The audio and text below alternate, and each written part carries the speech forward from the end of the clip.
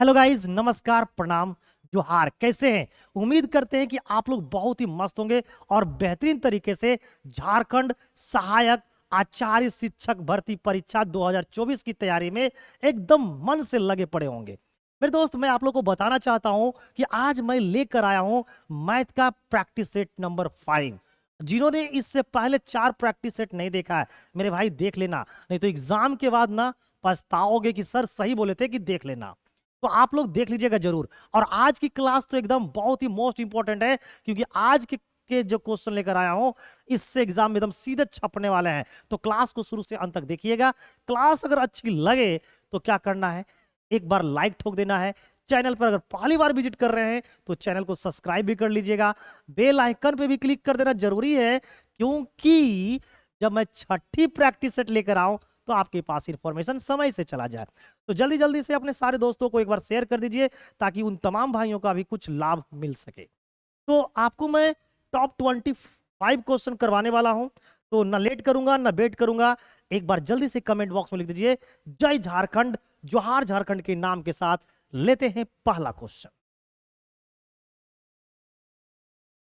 देखिए, पहला क्वेश्चन लेने से पहले मैंने आपको कल ही बताया था कि जब भी मैं आपको प्रैक्टिस सेट करवाऊंगा ना, तो पहले आपको सिलेबस दिखाऊंगा।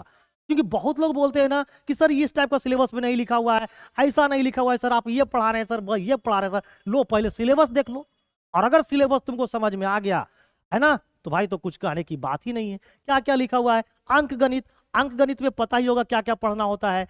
Profit and loss, time and work, pipe and system, है ना, CI SI, है ना, डिस्काउंट, ये सब पढ़ना होता है। टाइम स्पीड एंड डिस्टेंस पढ़ना होता है, बोट एंड स्ट्रीम पढ़ना होता है, डेसिमल एंड फ्रैक्शन पढ़ना होता है, ये सब पढ़ना होता है। और बाकी सब तो दिखा हुआ है। तो फिर चलिए, लेट किस बात की, लेते हैं पहला क्वेश्चन। पहला क्वेश्चन देखिए क्या लिखा हुआ है। क्वेश्चन लिखा हुआ है कि दो संख्याओं का, है ना, दो संख्याओं का जो मसा है वो कितना है? 5 है। और जो लसा है वो कितना है? 105 है। यदि उनमें से एक संख्या 15 है तो दूसरी संख्या क्या है? The HCF of two numbers is 5। दो नंबर का जो HCF वो कितना है? 5 है। And LCM is 105 if one of the number is 15। उन दो संख्याओं में से एक संख्या कितना है? 15 है। Then the other number is, अगर मैं इस नंबर को x मान लू और जो अदर नंबर है उसको y मान लू, तो यहां पर एक कॉन्सेप्ट लगता है। क्या लगता है? कि जो LCM होता है ना और HCF जो होती है ना, इनका जो गुणनफल होती है वो दोनों संख्या कौन कौन है? एक x और एक y, इनके गुणनफल के क्या होते हैं? बराबर होते हैं। अब बताइए, यहां पर सबका वैल्यू को क्या करते हैं? पुट करते हैं। LCM दे रखी है 105, HCF दे रखा है 5। इन दोनों को गुना कर दीजिए। x का मान मैंने कितना मान लिया है? 15। तो दूसरी जो वैल्यू है वो क्या है? y। अगर ये कटती है तो काटिए, और नहीं तो फिर छोड़िए। तो काट के देखते हैं। 15 का पहाड़ आप पढ़ोगे 7 बार में तो ये खत्म। तो 5 सते 35। तो जो दूसरी नंबर है ना, जिसको हमने क्या मान रखा है? y, उसकी वैल्यू कितनी निकल कर आ गई? 35। अब देखते हैं कि ऑप्शन में कहां पर है। तो ऑप्शन में है ये बी में। तो इस क्वेश्चन का जो राइट आंसर है, question number 1, right answer comment में लिखना है सर 1 का सर बी होगा। ठीक है ना? तो इस क्वेश्चन का राइट आंसर बी होगा। अगर ये तरीका अच्छी लग रही है और अगर आप समझ गए होंगे तो एक बार सबसे पहले गुरु के नाम पर लाइक ठोकिए। चैनल पर पहली बार आए हैं तो एक बार शेयर कीजिए। ठीक है? लगा देंगे आगे पानी में और बना देंगे मैथ को तूफानी में। No late no bat. चलिए, लेते हैं question number second. Question number second में बोला गया है कि 10, 12, 15 का चौथा अनुपातिक क्या होगा? चौथा अनुपातिक इंग्लिश में बोलते हैं उसको फोर्थ प्रोपोर्शन। तो हमें निकालना है फोर्थ प्रोपोर्शन किसका? 10 का, 12 का, 15 का। आइए आपको फोर्थ प्रोपोर्शन निकालना सिखाते हैं। अगर मान लिया जाए 3 नंबर दिया, x, y एंड z, इसका फोर्थ प्रोपोर्शन निकालना है। तो भाई फोर्थ प्रोपोर्शन निकालने के लिए क्या करना है आपको? आपको कौन सा निकालना है? Fourth proportion. तो फोर्थ प्रोपोर्शन निकालने के लिए कुछ नहीं करना है, लास्ट दोनों को गुना कर दीजिए। यानी x और सॉरी, लास्ट दोनों को गुना कर दीजिए तो y और कौन है? z, और पहले वाले से डिवाइड कर दीजिए। ऐसा करने से क्या निकल जाएगा? फोर्थ प्रोपोर्शन निकल जाएगा। तो लास्ट दोनों को गुना कर दीजिए। तो 12 और गुने का 15, पहले वाला से डिवाइड कर दीजिए तो ये निकल के आ जाएगा चौथा अनुपातिक। तो भाई 10, 5 से काटे 2 बार में, 5 से काटे 3 बार में, 2 से काटे 6 बार में, तो 6 तिया 18, ये निकल कर आ गया फोर्थ प्रोपोर्शन। राइट आंसर क्या दोगे कमेंट में? सी। यानी कि क्वेश्चन नंबर 2 राइट आंसर होंगे सी। ठीक है ना? तो ये है चतुर्थ अनुपातिक। ठीक है, चतुर्थ अनुपाति निकालने का ये तरीका है। चलिए लेते हैं क्वेश्चन नंबर 3। क्वेश्चन नंबर 3 में बोला गया है कि के किस मान के लिए द्विघात समीकरण x square plus 6x plus k equal to 0 के मूल वास्तविक एवं समान होंगे। देखिए मूल वास्तविक और समान तब होता है जब d का मान 0 के बराबर होता है। For what value of k roots of the quadratic equation x square plus 6x plus k equal to 0 are real and equal। अब रियल एंड इक्वल के लिए है ना कंडीशन क्या है? रियल एंड इक्वल, यानी कि वास्तविक एंड समान। तो रियल एंड इक्वल के लिए कंडीशन क्या है कि जो आपका d का मान है ना वो 0 के बराबर होना चाहिए। अब d का जो वैल्यू होता है वो होता है बी स्क्वायर माइनस का 4ac, इसका मान 0 के बराबर होना चाहिए। अब यहां पर b कौन है, a कौन है, c कौन है, या ये देखते हैं।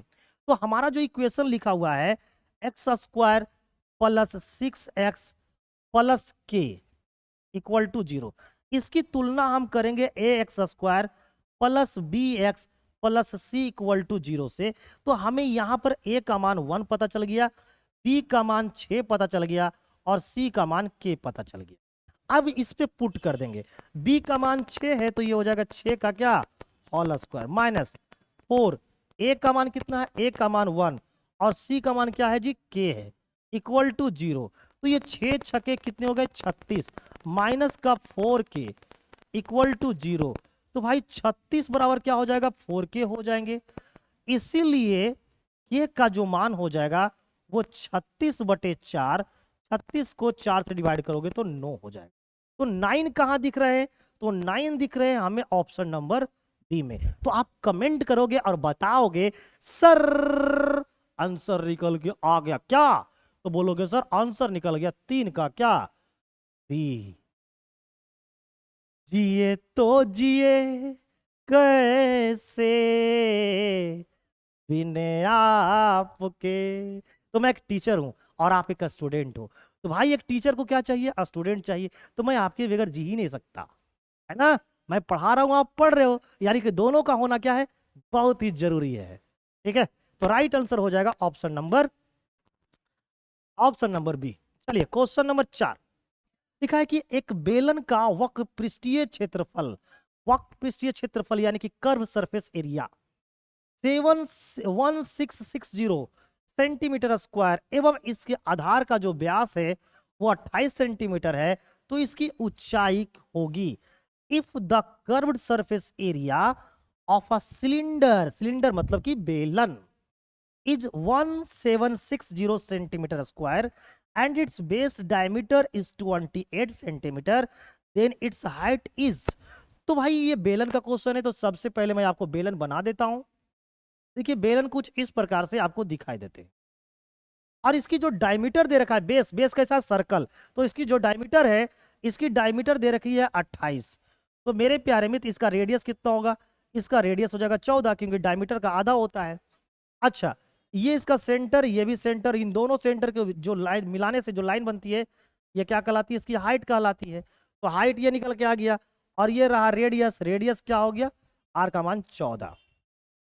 तो बोलता है इसकी ऊंचाई क्या होगी?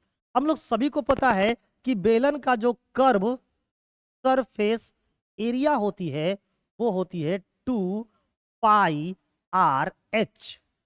अब 2 यहां पर कर्व सरफेस एरिया दे रखा है, कितना दे रखा है 1760 इक्वल टू 2 इंटू पाई का मान कितना दे रखा है? पाई का मान होता है 22/7। आर का मान कितना है जी 14 है और इंटू क्या है h। अगर कटेगा तो काट देना है और नहीं तो छोड़ देना है। देख कितना काटेंगे 22 दूना 44, 44 से इसको काटेंगे तो 4 बार में ये खत्म हो जाएगा। 44 चौके कितने हो जाएंगे? 44 चौके हो जाएंगे हमारा अब देखिए यहाँ पर 7 से काटेंगे, ये 2 बार में खत्म। 2 से काटेंगे तो ये 4 और 0 40 है। 40 को 2 से काटेंगे तो ये हो जाएंगे 20। तो जो हाइट निकल कर आ जाएगा वो 20 सेंटीमीटर आएगी। उस बेलन की जो ऊंचाई होगी वो कितनी होगी? 20 सेंटीमीटर होगी। तो राइट आंसर क्या करोगे? राइट आंसर करोगे सर 4 का राइट आंसर सी होगा। क्या आपका भी आंसर सी आ रहा है?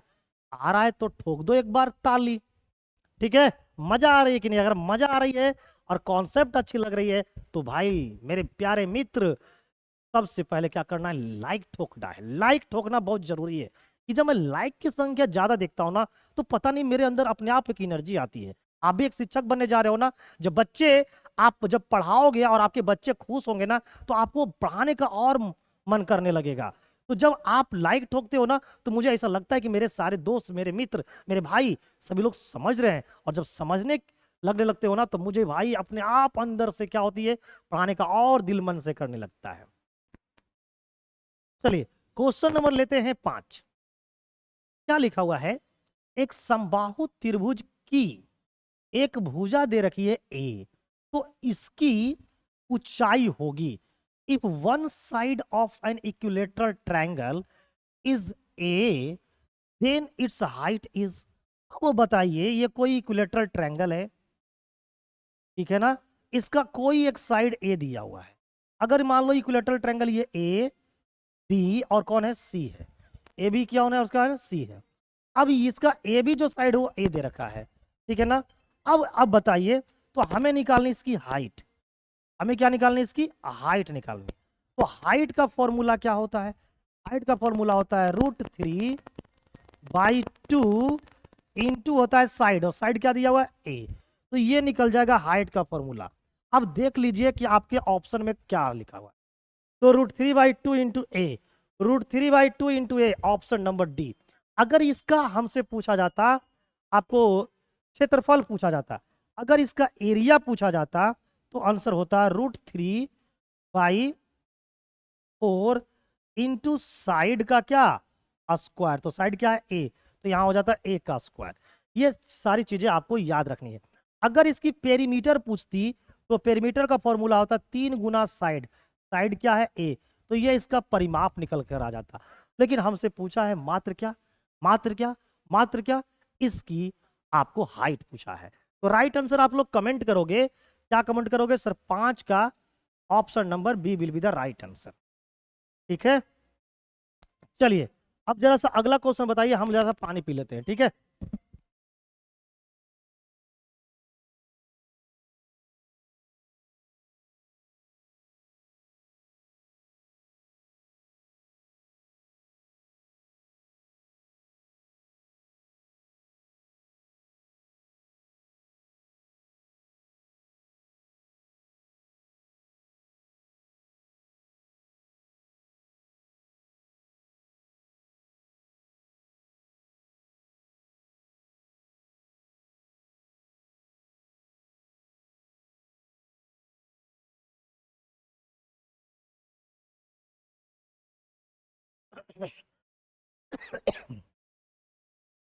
चलिए क्वेश्चन नंबर हम लोग अगला क्या है? 6। चलिए आप लोग जल्दी से बताइए इसका आंसर क्या दिए। लिखा हुआ है कि अपनी समान चाल की तुलना में 3/4 चाल से चलते हुए एक व्यक्ति समान समय से 18 मिनट की देरी से कार्यालय पहुंचता है। अब बताइए 18 मिनट की देरी से कार्यालय पहुंचता है, भाई इसका मतलब ये क्या है कि इससे पहले भी वो कार्यालय गया होगा, तभी ना आज बोल रहे हो कि आज हम 18 मिनट की देरी से कार्यालय पहुंचे। अगर कोई भी इंसान अगर ये बात बोल दे कि हम आज लेट पहुंचे हैं, है ना, कहीं भी कोई इंसान बोल दे कि आज हम लेट पहुंचे हैं, तो इससे आप क्या समझते हैं? कि इंसान यहां पहले भी आ चुका है। इसका मतलब डिस्टेंस क्या है? सेम। तो ऐसे क्वेश्चन में डिस्टेंस क्या होते हैं? सेम होते हैं, ठीक है ना? तो आज की जो क्या लिखा हुआ है, अपनी समान चाल की तुलना में 3/4 चाल से चलते हुए, यानी पहले की उसकी स्पीड कितनी थी?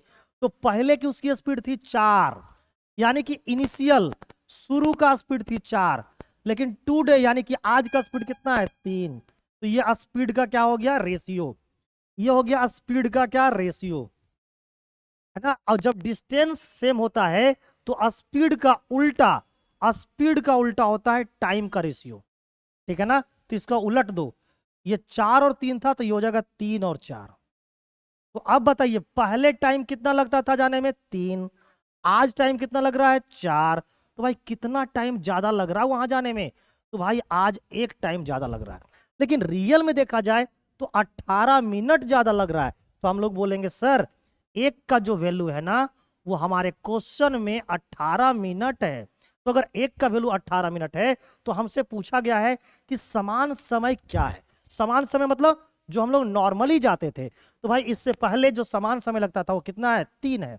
तो 3 की वैल्यू कितनी हो जाएगी, अगर एक की वैल्यू 18 है तो 3 की वैल्यू निकालना है तो गुना कर दो, तो 18 तिया 54, यानी हम लोग नॉर्मली 54 मिनट में पहुंचते थे।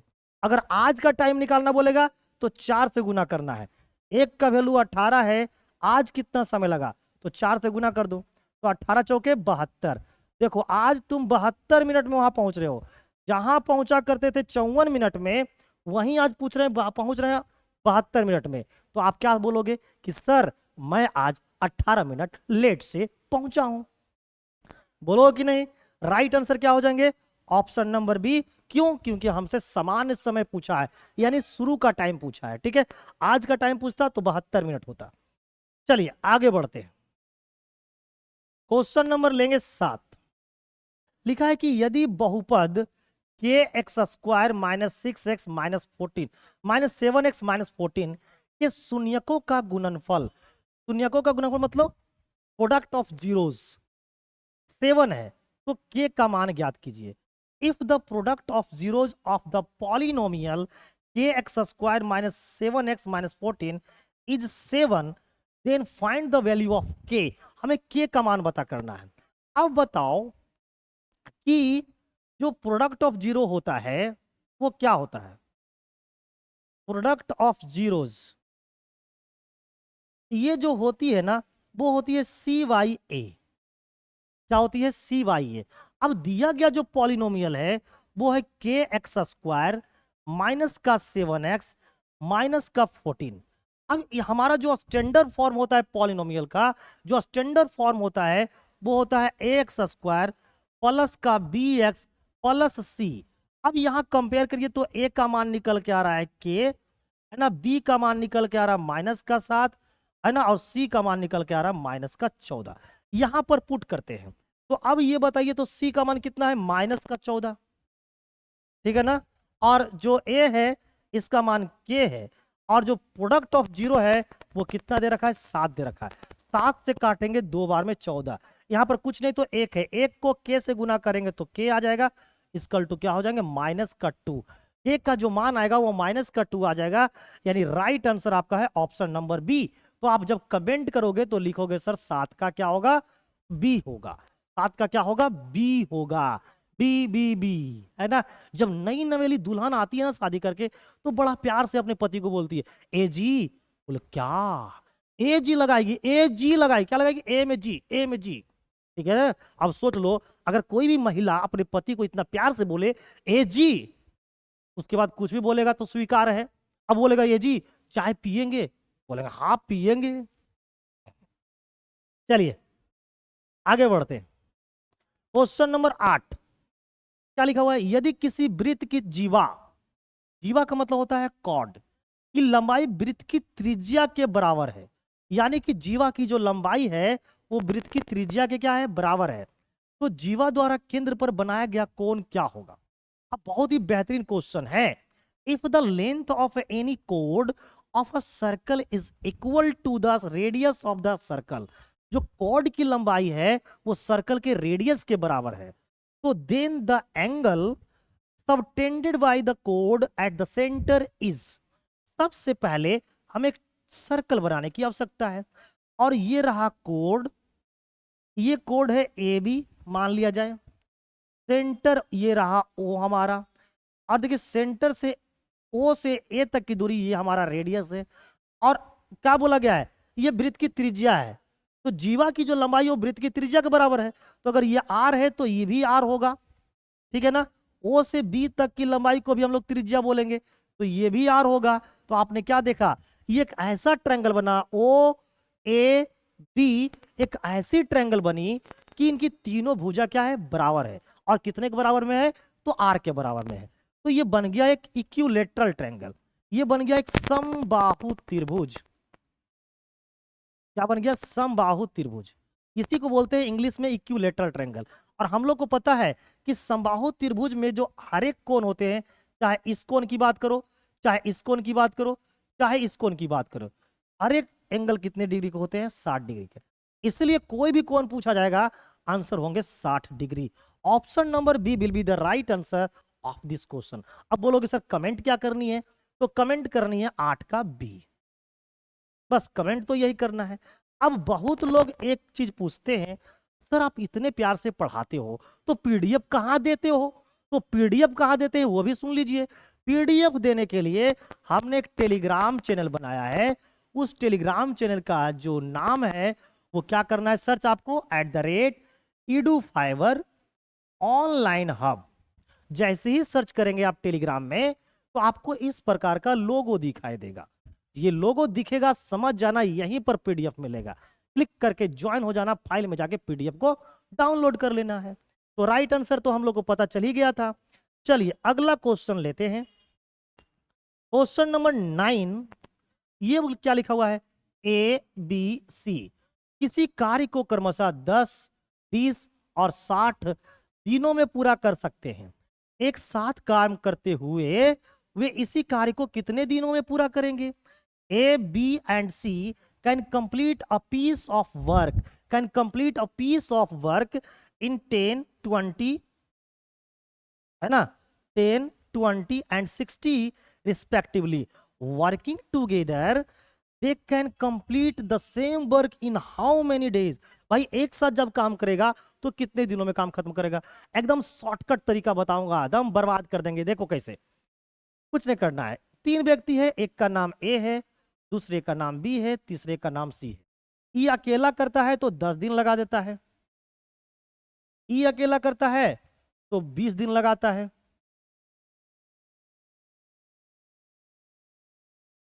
और सी अकेला करता है तो भाई 60 दिन लगाता है। तो भाई सबसे पहले हम ढूंढेंगे कि वो काम कितना है जिसको ए करने में 10 दिन लगाता है, बी करने में 20 दिन लगाता है, और सी करने में 60 दिन लगाता है। तो उस काम को लगाने के लिए क्या करना होगा कि दिया गया जो समय है ना, उस समय का एलसीएम निकालिए। तो 10 का, 60 का और 20 का जब एलसीएम लीजिएगा तो आएगा 60। और ये जो 60 आया ना, यही आपका काम आया। यानी 60 काम को करने में ये कितना दिन लगाता है, 10 दिन। तो भाई 10 छक्का 60, यानी 6 काम प्रतिदिन करता है ये। 20 तिया 60, यानी बी डेली 3 काम करेगा, और 60 एकम 60, यानी कि सी जो है वो डेली 1 काम करेगा। अब तीनों अगर एक साथ मिल जाएगा तो 6 काम ये करेगा, 3 काम ये करेगा और 1 काम ये करेगा। तो तीनों जब मिल जाएगा तो 10 काम होने लगेगा 1 दिन में। तो अगर 10 काम 1 दिन में, तो कितने दिन में 60 काम। तो भाई 60 को क्या कर दीजिए, 10 से डिवाइड कर दीजिए, 10 छक्का 60। तो भाई 6 दिन में ही काम निपटा देगा। यानी जब ए के साथ बी और बी के साथ सी इस प्रकार मिल जाएंगे तो टोटल काम मात्र 6 दिन में ही निपट जाएगा। तो आप कमेंट करोगे कि सर इसका राइट आंसर बी होगा। तो आप कमेंट करके क्या बताओगे कि sir question number 9 right answer हो जाएगा इसका बी।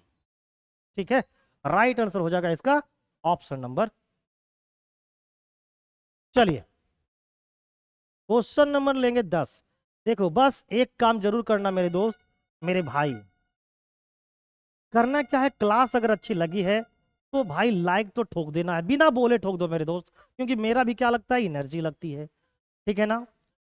और अगर चैनल पे पहली बार विजिट कर रहे हो ना, और क्लास से अगर संतुष्ट हो, तो चैनल को सब्सक्राइब भी कर लेना और बेल आइकन पे भी क्लिक करना, क्योंकि जब मैं 5वीं तो करवा ही रहा हूं, 6ठी प्रैक्टिस सेट करवाऊं ना, तो आपके पास सबसे पहले नोटिफिकेशन जाए। अब ये क्वेश्चन देखिए, ये देखिए कितना बेहतरीन क्वेश्चन है। देखा है कि द्विघात समीकरण ax² - bx - c = 0, क्लियर है। और जहां पर a does not equal to 0 है, के मूल होंगे, क्या होंगे बताइए, the root of the quadratic equation x a x square minus b x, है ना, माइनस सी इक्वल टू 0, जहां पर ए का मान 0 के बराबर नहीं है। हम लोग सभी को पता है कि जब quadratic equation a x square plus b x plus c equal to 0 होता है, जहां पर ए का मान 0 के बराबर नहीं होता है, वहां पर जो रूट होते हैं इनके, वहां पर जो रूट होते हैं वो क्या होते हैं जी? तो रूट होते हैं minus b plus minus root under b square minus 4ac upon में 2a होता है। अब यहां पर हम लोग देखिए, तो यहां पर जब देखिएगा ना तो एक चीज पता चलता है कि यहां पर b भी निगेटिव है और c भी निगेटिव है। तो b निगेटिव है ना, b क्या है जी? निगेटिव। अब तो यहाँ पर b निगेटिव है, तो ये पहले से निगेटिव है और b भी निगेटिव है, तो इस पर रख दो plus minus root under b negative है, निगेटिव का स्क्वायर भी करोगे तो पॉजिटिव आएगा, माइनस ये 4 हो गया, ये a हो गया, और c क्या है? c माइनस में, माइनस का c, बस। और नीचे क्या हो जाएगा? 2a। बस इस पे पुट कर दीजिए, माइनस माइनस क्या हो जाएगा? प्लस, प्लस माइनस ये क्या हो जाएगा? बी स्क्वायर प्लस का 4ac और बट्टे में क्या हो जाएगा? 2a। तो ये चीज कहां पे लिखा हुआ? b plus minus b square plus 4ac plus 2a। Option number B, option number B will be the right answer. इस क्वेश्चन को जब देखेंगे ना बहुत सारे हमारे दोस्त, हमारे भाई तो गलत करके आएंगे, लेकिन अगर आप एक बार हमारे से पढ़े हैं, मन से सीखे हैं, तो अब गलत नहीं एकदम सही करके आओगे। तो 10 का आप कमेंट करके बोलोगे राइट आंसर बी होगा सर। ठीक है, राइट आंसर क्या हो जाएगा? बी हो जाएगा। नेक्स्ट आगे बढ़ते हैं, क्वेश्चन नंबर 11। क्वेश्चन नंबर 11 में क्या बोला गया है कि 5 के प्रथम 7 गुणनजों का माध्य क्या होगा? बहुत बढ़िया, बेहतरीन क्वेश्चन है। 5 के प्रथम 7 गुणनजों का क्या पूछा हमसे? माध्य पूछा है। अब अगर मैं बोलूं आपसे कि ये बताओ x के प्रथम, समझिएगा बाद में बनाइएगा, प्रथम n गुणनजों का औसत बताइए। n गुणनजों का क्या बताइए आप? औसत।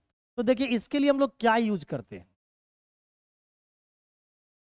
तो इसके लिए यूज करेंगे हम लोग x इंटू n प्लस 1 और बटे में क्या यूज करते हैं? 2। अब यहां पर आप देखिएगा तो x के जगह यहां पर क्या है? 5 है, तो यहां पर x के जगह कितना है? 5, और यहां पर n के जगह कितने हैं? 7। पुट कर दीजिए, आंसर ले आइए। तो x के जगह 5 है, n के जगह 7 है, तो 7 प्लस 1 यानी कि 8 डिवाइड बाई 2। 2 से इसको काटेंगे 4 बार में खत्म। तो जो भाई आंसर निकल कर आएंगे वो 20 निकल कर आएंगे, है ना? क्या निकल कर आएंगे? 20। यानी राइट आंसर क्या होगा? Option number B. तो जब कभी भी ऐसा क्वेश्चन रहे, आपको कुछ नहीं करना है, दिए गए इस फॉर्मूले पर पुट करके भी आप बना सकते हो, या फिर 5 के प्रथम 7 गुणज बोला तो भाई 7 गुणज, 5 का प्रथम गुणज होगा 5, दूसरा गुणज होगा 10, तीसरा गुणज होगा 15, तीसरा गुणज होगा 15, चौथा गुणज होगा 20, पांचवा गुणज होगा 25, छठा गुणज होगा 30 और सातवां गुणज होगा 35। औसत निकालना है, सबको आप जोड़ दीजिए इस तरीका से, और जोड़ने के बाद टोटल कै गो गुणज था? 7। 7 से डिवाइड करो, जब इसको 7 से डिवाइड कीजिएगा, है ना, जब इसको 7 से डिवाइड कीजिएगा तो आपका राइट आंसर वही वाला 20 आएगा। तो इतना एग्जाम में नहीं करना। अच्छा, दूसरी बात यहां पर क्या है कि 7 ही लिखा हुआ हो,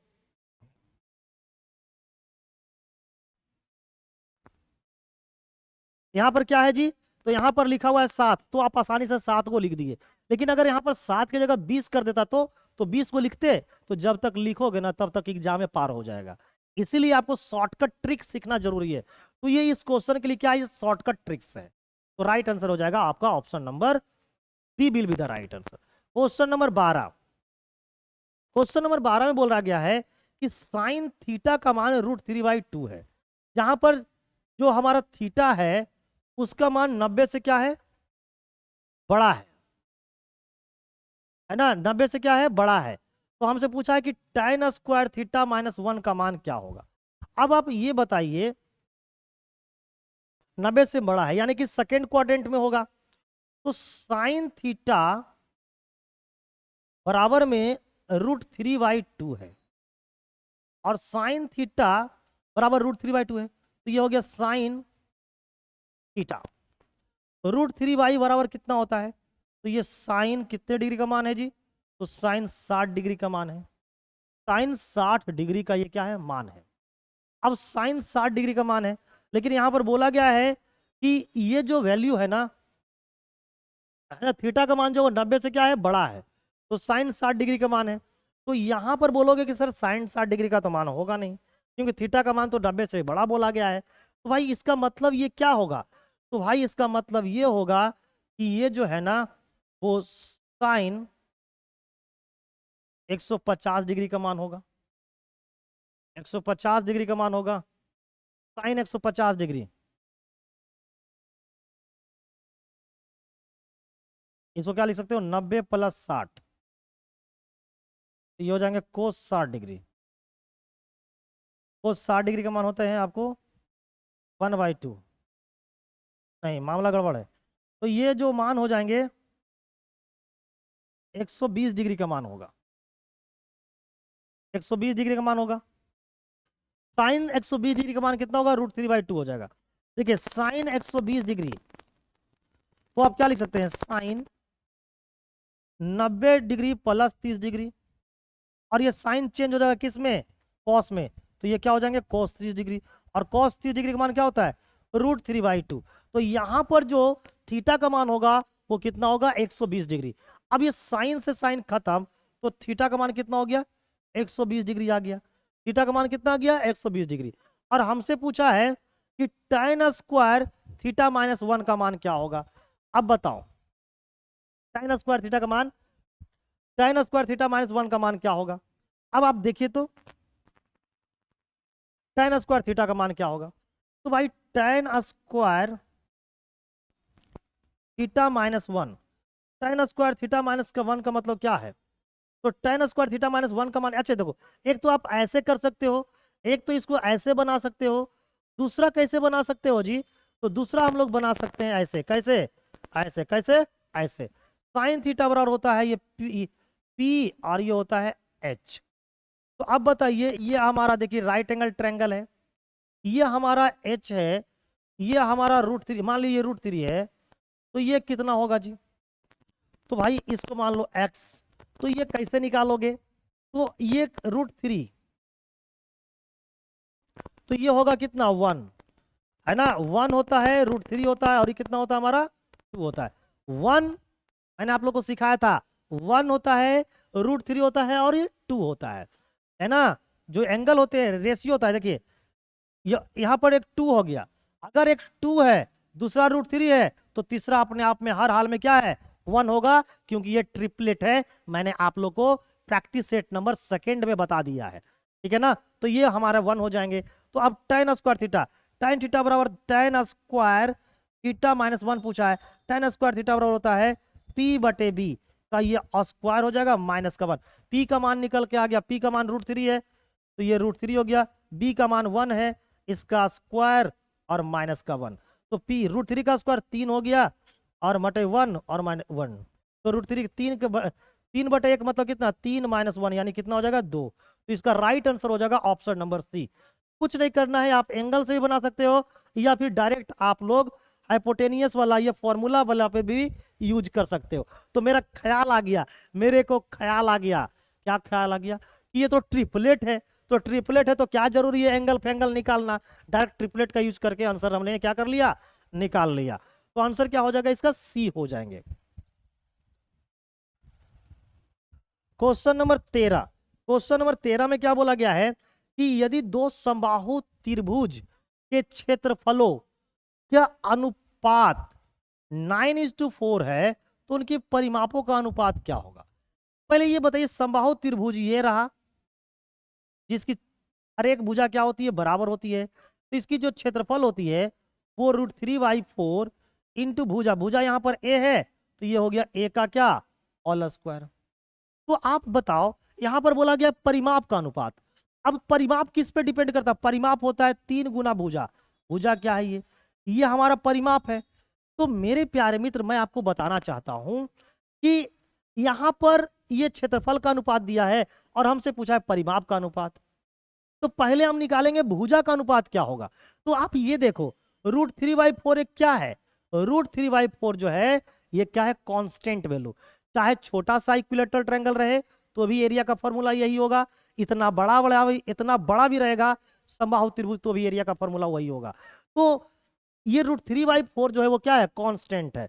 तो यहां पर दो समबाहु त्रिभुज है, ये इक्विलेटरल ट्रायंगल देखिए, इक्विलेटरल ट्रायंगल पहला वाला हो गया और ये इक्विलेटरल ट्रायंगल दूसरा वाला हो गया।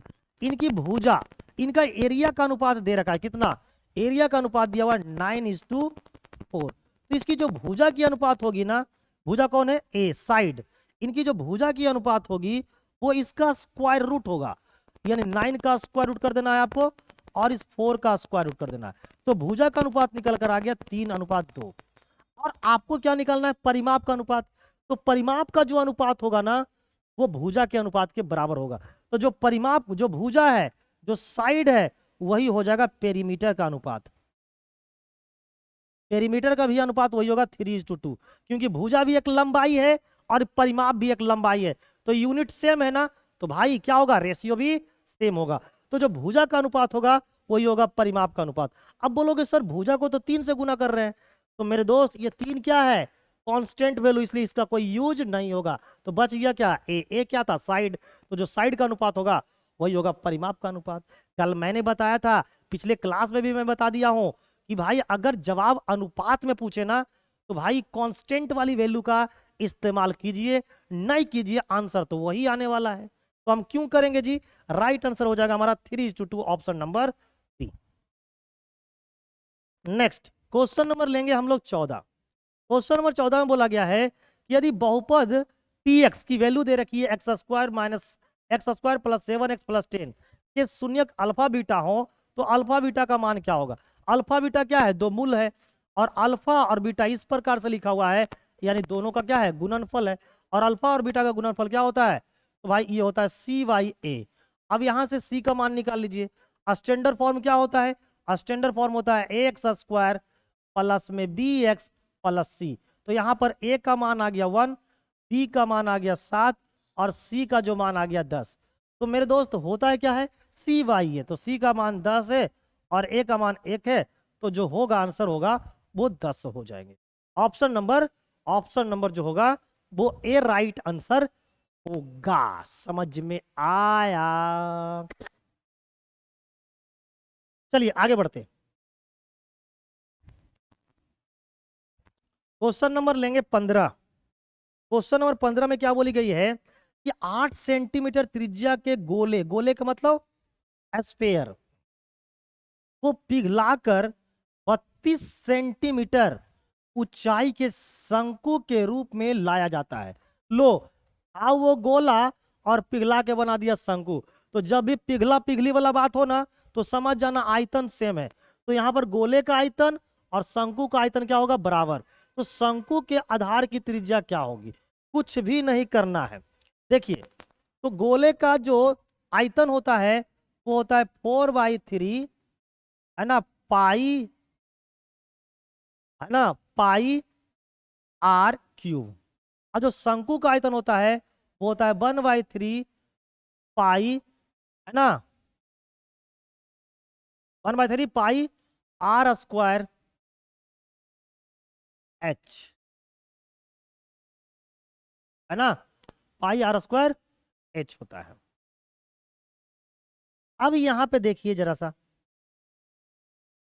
तो यहां पर ये 4/3 हो गया, ये पाई हो गया, इसकी त्रिज्या दे रखी है 8, तो ये 8 गुना 8 और गुना 8 हो गया। अच्छा पिघलाकर बना गया तो आयतन क्या होगा, बराबर होगा, ये बराबर हो जाएंगे 1/3 आई हो जाएंगे। इनका r नहीं दिया हुआ है तो r² हो जाएंगे और h का मान दिया हुआ है कितना, 32। बस जो कटेगा उसको काट देना और जो नहीं कटेगा उसको छोड़ देना है। 3 से 3 खत्म, 8 गुना 4 32, 32 से ये 32 खत्म, ये पाई से ये पाई खत्म, तो 8 गुना 8 क्या हो गया 64 और इधर बच गया r²। इसीलिए r बराबर क्या होगा, √64 और √64 का मान कितना होता है, 8 होता है, तो r का मान 8 हो जाएगा। तो जो शंकु की जो त्रिज्या होगी वो 8 सेंटीमीटर होगा। तो जब भी कोई क्वेश्चन ऐसा रहे जिसमें पिघला पिघली की बात किया जाए तो आपको यही कॉन्सेप्ट माइंड में सेट कर लेना है कि आयतन क्या होगा, सेम होगा। तो भाई राइट आंसर देना है आप लोग को 15 का क्या, 15 का देना है ए। नेक्स्ट क्वेश्चन नंबर लेंगे 16। क्वेश्चन नंबर 16 में बोला गया है कि यदि tan 2a equal to cot a minus 18 degree है, जहां 2a बराबर एक न्यून कोण है, तो a का मान क्या होगा। क्लियर है, न्यून कोण है इसका मतलब समझ रहे हो ना, इसका मान 90 डिग्री से छोटा होगा। अब यहां पर ये बताइए, ये tan 2a इक्वल टू ये कॉट है और ये है a माइनस 18 डिग्री। अब ये देखिए tan और ये कोट, ये दोनों आपस में बराबर तभी हो सकते हैं जब इनका कोण और इनका कोण दोनों का योग, यानी इनका कोण 2a और इनका कोण पाई, इनका कोण है a माइनस 18, इन दोनों कोणों का योग 90 डिग्री के बराबर होगा, तब जाके ऐसा होंगे, है ना, तभी जाकर ऐसा होंगे। अब ये 18 माइनस का 18 जब इस साइड आएगा तो प्लस का 18 बन जाएगा, तो इधर हो जाएंगे 3a और इधर हो जाएंगे 90 में 18 जुड़ जाएगा तो हो जाएगा 108। तो a का जो मान आ जाएगा वो 3 से इसको काट दीजिए, 36 बार में खत्म, तो a बराबर हो जाएंगे 36 डिग्री, है ना। राइट आंसर हो जाएगा हमारा 36 डिग्री, 36 डिग्री, यानी कि option number B, option number B. तो कमेंट आपको करना है 16 का बी होगा सर, 16 का क्या हो जाएगा, बी होगा, है ना। ऐसा क्वेश्चन बहुत बार पूछा है। 28 जनवरी 2024 को सीजीएल के एग्जाम में भी ये क्वेश्चन आया हुआ इसी टाइप का। आप अगर दिए होंगे तो आपको पता होगा, और नहीं दिए होंगे तो प्रीवियस ईयर पेपर मांग के देख लीजिए। Question number 17।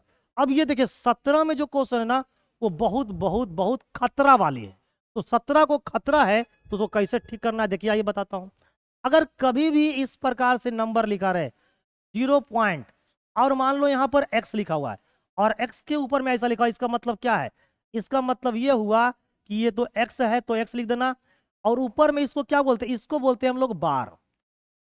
तो भाई बार जिसके ऊपर में बार है, कितने पर बार है, तो x के बाद देखिए पॉइंट के बाद एक अंक है जिसका नाम क्या है x, और x के ऊपर बार है तो जितने एक अंक के बाद ऊपर बार है तो 1 और 9 लिख देना, तो इसका मतलब होगा x/9।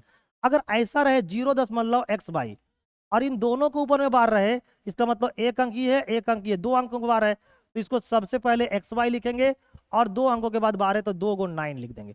इसका मतलब ये है। अब इसी कॉन्सेप्ट पर अगर इसको बनाए, इसी कॉन्सेप्ट पे अगर हम इसको बनाएं तो क्या लिखेंगे, तो सबसे पहले 57 लिखेंगे, 2 अंक पे बार है तो 2 गुण 9 लिखेंगे नीचे में, 3 से काटेंगे 19 बार में खत्म, 3 से काटेंगे 33 बार में खत्म। इसका मतलब इसका राइट आंसर आ जाएगा 19/33, 19/33, यानी option number A, option number A, है ना। क्लास 10 में, क्लास 10 में आपने रियल नंबर में ये पढ़ा होगा, ठीक है, यानी कि वास्तविक संख्या में ये चीज आपने पढ़ा होगा। चलिए लेते हैं question number next. Question number 18 में बोला गया है कि किस समय में एक राशि 8% प्रति वर्ष साधारण ब्याज पर दुगनी हो जाएगी। अब देखिए ब्याज डबल हो रहा है, पता है कि प्रति वर्ष साधारण ब्याज पर दुगनी हो जाएगी। भाई वो पैसा कितना होना चाहिए, डबल, यानी अगर आप 1 रुपया लेते हो तो वो बन जाना चाहिए 2 रुपया। तो बताओ ब्याज 1 रुपया अगर बन जाए 2 रुपया तो ब्याज कितना मिलेगा, 1। ये क्या है आप बोलोगे, तो सर आप बोलोगे सर ये इंटरेस्ट होगी, लेकिन ये इंटरेस्ट कितने परसेंट पे हुआ है, 8% पे, यानी हर एक साल प्रति वर्ष, प्रति वर्ष मतलब क्या होता है, यानी आपको 8% इंटरेस्ट देना है। अब आप ये बताओ ब्याज कितना है, 1, मूलधन भी कितना है, 1, ये हमारा क्या है, प्रिंसिपल यानी मूलधन, ये हमारा क्या है, अमाउंट। अब यहां पर देख रहे हैं कि ब्याज जो है ना वो मूलधन के बराबर में है, और हम लोग को पता है कि जो हमारा ये हमारा जो मूलधन है ना उसकी वैल्यू प्रतिशत में, उसकी वैल्यू जो प्रतिशत में होती है वो 100% होती है। तो इसका मतलब ब्याज, ब्याज जो हमारा है वो भी कितना होगा, 100%। तो मेरे दोस्त 100% ब्याज सब मिलाकर हम दे रहे हैं, क्लियर है। तो कितने सालों में दे रहे होंगे, 1 साल का ब्याज कितना है, 8%, तो कितने साल का ब्याज 100%, तो इस 100 को 8 से डिवाइड कर दीजिए, आपका टाइम निकल जाएगा। तो डिवाइड कीजिएगा तो 12.5 साल आएगा, 12.5 साल आएगा, 12.5 कितना होता है, 100 होती है।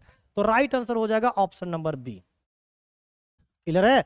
यहाँ पर जो ब्याज है वो मूलधन के बराबर में है, और प्रतिशत में मूलधन की जो वैल्यू होती है वो 100% होती है। इसका मतलब ब्याज जो है वो सब मिलाकर हम 100% दे रहे हैं। और हम लोग को ये भी पता है कि हर एक वर्ष जो ब्याज है वो हम कितना देते हैं, 8%। तो कितने सालों में ब्याज हम 100% दे रहे होंगे जी? तो 8 से डिवाइड कर दिए, टाइम निकल के आ गया 12.5 साल। कॉन्सेप्ट अच्छा लग रहा है, लाइक ठोक दीजिए। क्वेश्चन नंबर 19, बिंदुओं ए का कोऑर्डिनेट दिया हुआ, बिंदुओं ए का कोऑर्डिनेट है -2,8, बी का कोऑर्डिनेट -6,-4 को मिलाने वाली रेखाखंड की मध्य बिंदु क्या होगी? तो अगर इसकी कोऑर्डिनेट को अगर ये जो -2 उसको अगर x1 मान ले, इसको मान ले y1, इसको मान ले x2 और इसको मान ले y2, ऐसा अगर हम लोग कोऑर्डिनेट मान ले तो इनकी मध्य बिंदु की जो कोऑर्डिनेट होता है, मध्य बिंदु को मैं मान लिया कि p क्या है, a और b का मध्य बिंदु, मैंने ऐसा मान लिया। तो इस p का x कोऑर्डिनेट, इस p का x कोऑर्डिनेट की वैल्यू क्या होगी? तो इन दोनों a का x कोऑर्डिनेट और b का x कोऑर्डिनेट दोनों को जोड़ के आधा कर दोगे तो मिड पॉइंट का x कोऑर्डिनेट निकल जाएगा। ठीक उसी प्रकार से दोनों के y कोऑर्डिनेट को जोड़कर, है ना, ये एक a का y कोऑर्डिनेट और ये b का y कोऑर्डिनेट दोनों को जोड़कर अगर आधा कर दोगे तो मिड पॉइंट का y कोऑर्डिनेट निकल जाएगा। अब बताइए यहां पर x1 का मान कितना है, -2, प्लस x2 का मान कितना है, -, और बट्टे में कितना है 2। अब देखिए प्लस माइनस क्या हो जाएगा, माइनस, तो -2 और -6 ये हो जाएगा -8, और -8/2 यानी कि क्या हो जाएंगे, -4। तो x कोऑर्डिनेट होगा -4, -4 यहां नहीं है इसलिए गलत है, -4 यहां नहीं इसलिए गलत है। अब आइए यहां पे y1 का मान 8 है, प्लस y2 का मान -4 है, डिवाइड बाई 2, ये प्लस माइनस क्या हो जाएंगे, माइनस, तो 8 में से 4 गया तो बच गया 4, और डिवाइड बाई 2 यानी कितना हो जाएगा 2। तो y कोऑर्डिनेट 2 होगा, x coordinate 4, y coordinate 2। Right answer हो जाएंगे option number B will be the right answer. ये है इसका कॉन्सेप्ट। चलिए तो लगाइए आग पानी में और बनाइए मैं तूफानी में। क्वेश्चन नंबर 20 लिखा कि यदि ट्रायंगल एबीसी में ए बी इक्वल दे रखा है 13 सेंटीमीटर, बी सी इक्वल दे रखा है 12 सेंटीमीटर, और ए सी इक्वल दे रखा है 5 सेंटीमीटर, तो कोण सी का मान क्या होगा? अब जैसे ही आपने ये 13 देखा, जैसे ही आपने 12 देखा, जैसे ही आपने 5 देखा, आपको क्लास 10 का त्रिकोणमिति का याद आ गया होगा, यानी ट्रिग्नोमेट्री का याद आ गया होगा कि 5, 12, 13 ये तो सर सिखाए थे कि ट्रिपलेट होता है, और ट्रिपलेट काम करता है राइट एंगल ट्रायंगल पे। ये राइट एंगल ट्रायंगल है ना, और जब सबसे बड़ी वाली भुजा होती है वो कर्ण होता है। इसका मतलब अगर ये ए है, ये बी है, तो ये सी होगा। इसकी लंबाई 13 दे रखा है, बीसी की लंबाई 12 दे रखा है, तो ये क्या होगा, 5 होगा। तो हमसे कोण सी पूछा है, तो ये जो कोण है उसकी मान कितनी होती है, 90 डिग्री होती है। राइट आंसर हो जाएगा option number A. Option number A will be the right answer of this question. Next question number लेंगे 21। क्वेश्चन नंबर 21 से बोला गया है कि निम्नलिखित में से कौन बहुपद नहीं है? ये आपने क्लास 9th में भी पढ़ा है, क्लास 10th में भी पढ़ा है। अब जल्दी से बताइए इसे बहुपद नहीं है। बहुपद नहीं होने की, पहले ये बताइए बहुपद होने की क्या शर्त है? तो देखिए बहुपद में क्या होता है कि जो वेरिएबल होते हैं, वेरिएबल मैंने मान लिया x, तो इसके जो पावर होंगे ना, इसकी जो पावर, पावर का मतलब घात, ये जो होनी चाहिए एक पूर्ण संख्या होनी चाहिए। ये क्या होना चाहिए, एक पूर्ण संख्या होनी चाहिए। पूर्ण संख्या का मतलब, पूर्ण संख्या का मतलब 0 से लेके आपको 0, 1, 2, 3 इस तरीका से डैश लेके लेके इन्फिनिटी तक होनी चाहिए, यानी कि धनात्मक होनी चाहिए। 0 से लेके देखिए 0, 1, 2, 3, 4 ये सब क्या है, धनात्मक है, यानी कि पॉजिटिव नंबर होनी चाहिए। अच्छा, जो x है यानी कि जो चर होनी चाहिए वो रूट में नहीं चलेगा, समझ में आया? चर कभी भी डेनोमिनेटर यानी कि हर में नहीं आनी चाहिए, समझ में? चर का इस्तेमाल पावर के रूप में नहीं कर सकते। ये सब बहुपद नहीं होने की शर्त है। तो बहुपद होने की शर्त है कि पूर्ण संख्या होनी चाहिए। अब देखिए तो ये x के पावर 2 ये पूर्ण संख्या है, x के पावर 1 ये भी पूर्ण संख्या है, यहाँ ये भी पूर्ण संख्या है, ये भी पूर्ण संख्या है। लेकिन आप ये बताइए, यहाँ पर तो पूर्ण संख्या है, लेकिन क्या ये रूट के अंदर है? क्या रूट का मान कितना होता है? 1/2। 1/2 एक पूर्ण संख्या है? बोलोगे सर नहीं, इसका मतलब बहुपद नहीं है। कौन नहीं बहुपद है? बोलोगे आंसर सी, सी, सी। क्या बोलोगे आंसर? सी। ये जो क्वेश्चन का राइट आंसर होगा ऑप्शन नंबर सी होगा। C will be the right answer of this question. C जो है वो एक बहुपद नहीं है। क्वेश्चन नंबर लेंगे 22। क्वेश्चन नंबर 22 में क्या बोला गया, आइए देख लेते हैं। लिखा है कि एक वस्तु को उसकी लागत मूल्य से 35% ऊपर अंकित किया गया, यानी आपने जितना खरीदा उससे 35% ज्यादा उसमें क्या कर दिया, लिख दिया, और वस्तु को बेचकर 20% के क्या कमा लिए, लाभ अर्जित कर लिए। तो वस्तु को अंकित मूल्य पर दी जाने वाली छूट क्या होगा? देखिए यहां पर अंकित मूल्य पर क्या किए, लागत मूल्य से 35% ज्यादा अंकित कर दिए। ये क्या है, मार्कअप प्राइस है। ये क्या है, मार्कअप परसेंट दिया हुआ है। ठीक है, तो हमको छूट निकालना है। तो कैसे करेंगे भाई? छूट जो होता है वो एक रिलेशन होती है, किसके किसके बीच का, किसके किसके बीच का, एमपी और एसपी के बीच का। तो कुछ नहीं करना, देखिए यहां पर कैसे करेंगे। ये हमारा हो गया सीपी और ये हमारा हो गया एसपी। अब सीपी और एसपी से क्या निकल जाता है, प्रॉफिट। प्रॉफिट हमारे क्वेश्चन में दे रखा है। अंकित मूल्य पर 35% क्या कर दिया, 35% बढ़ा कर लिखा। 35% का मतलब होता है 35/100, काटोगे तो आएगा 7/20। ठीक है ना, यानी 20 का चीज था उसको बढ़ा कर दिया 27, है ना। 35%, 35% का मतलब होता है 35/100। 5 से काटेंगे 7 बार में, 5 से काटेंगे 20, कितना आ गया? तो 20 का चीज 7 बढ़ा दिया, नहीं तो 27 कर दिया। उसके बाद क्या किया रहा भाई, बढ़ाने के बाद डिस्काउंट दोगे, लेकिन तुमको तो डिस्काउंट नहीं है। मैं मान लेता हूं कि डिस्काउंट देने के बाद x रुपया का चीज वो बेच दिया y रुपया में, और बेच दिया, बेचने के बाद क्या निकालोगे, लाभ हानि। तो भाई लाभ हानि तो दे रखा है कितना, 20%। 20% का मतलब होता है 1/5, यानी 5 रुपया का सामान था तो 1 का लाभ कमाओगे तो 6 में बेचोगे। अब ये 6 ये क्या है, ये कौन सी मेथड है, सक्सेसिव मेथड है। तो सक्सेसिव मेथड में हम लोग क्या करते हैं जी, तो इन दोनों को गुना करते हैं। तो 20x यहां से आ जाएगा 27y, है ना। इसका रेशियो निकाल लेते हैं, और ये रेशियो जो है 5/6 के बार। 5 से किसको काट दिया, कितने बार में कट गया, 4 बार में। ठीक है ना, 4 गुना 6 24, 4 गुना 6 क्या हो जाएगा, 24। ऐसा करते हैं, यहां पर लिख देते हैं x और नीचे लिख देते हैं y। तो ये 27 आ जाएगा ऊपर में और नीचे आ जाएगा 24 में। जब इसको सोल्व करोगे तो x/y का मान 27/24 आएगा, यानी 27 रुपया का चीज आपने डिस्काउंट करके कितने में बेच दिया है, 24 में बेच दिया है। तो कितने का डिस्काउंट दिया, 3 का।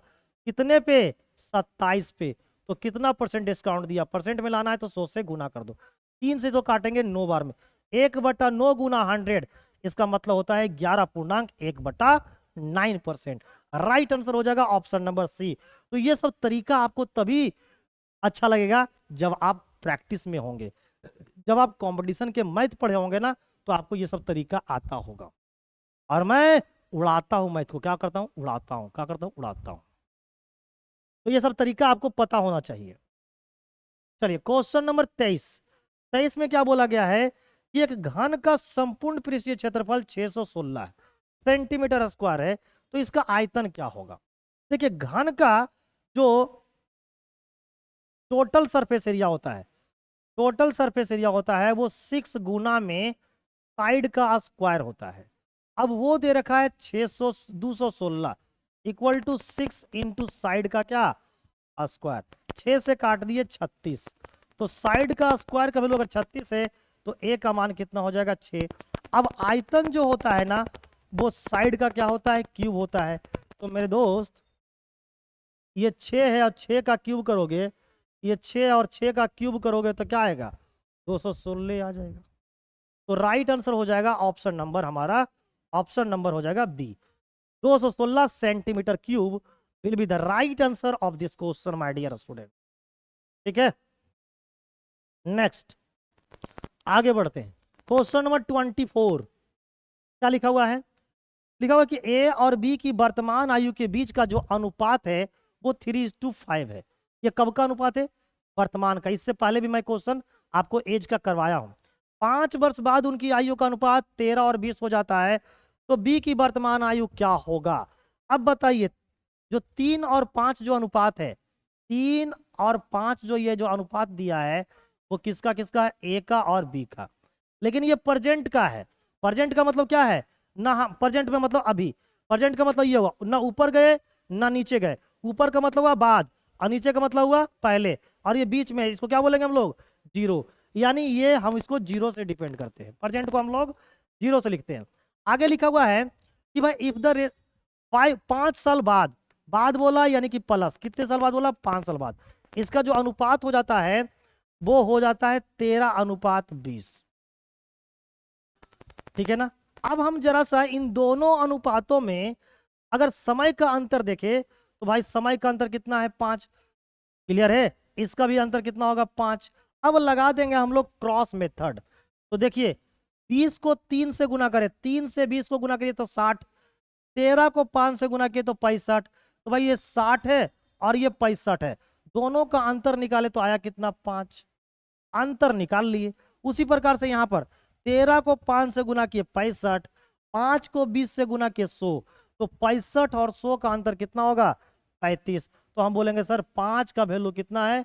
35 साल। तो भाई 1 का वैल्यू कितना होगा? 7 साल।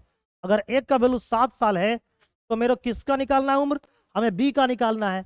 तो बी का कितना है? 5। तो 5 गुना 7 तो कितने हो जाएंगे? 35 साल। राइट आंसर हो जाएगा इसका ऑप्शन नंबर बी।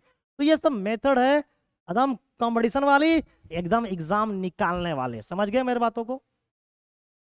चलिए लेते हैं question number last. Question number last में क्या बोला गया है जी? लिखा गया है कि दो वृत्तीय बेलन जिनका आयतन समान है, दो ऐसे बेलन हैं जिनकी आयतन क्या है? समान है, एवं उनकी ऊंचाइयों का अनुपात अगर 1:2 हो तो उनकी त्रिज्याओं का अनुपात क्या होगा? नहीं लग रहा कि सुपर क्वेश्चन है? कैसे बनाओगे? आओ। अब दो बेलन है, अगर इनको मैं सिलेंडर फर्स्ट मान लूं और इनको सिलेंडर 2 मान दूं, तो भाई बेलन का जो आयतन होता है ना वो होता है पाई r²h। अब देखिए अनुपात में पूछा गया, किसमें पूछा गया है? अनुपात में। जब अनुपात में पूछा जाएगा ना तो मेरे दोस्त ये कांस्टेंट का कोई यूज नहीं होता है, तो r² से हम लोग काम चला लेते हैं। तो भाई यहां पर साफ साफ आयतन तो समान लिखा हुआ है, ठीक है ना? आयतन इन दोनों का क्या है? सेम है। और त्रिज्याओं का अनुपात हमें को निकालना है। ऊंचाई हाइट का अनुपात दे रखा है कितना? 1:2। अब इनकी रेडियस मान लेते हैं, इनका रेडियस क्या होता है? स्क्वायर के फॉर्म में, तो इनका रेडियस r1 का स्क्वायर हो जाएगा, इनका रेडियस हो जाएगा r2 का स्क्वायर हो जाएगा। ठीक है ना?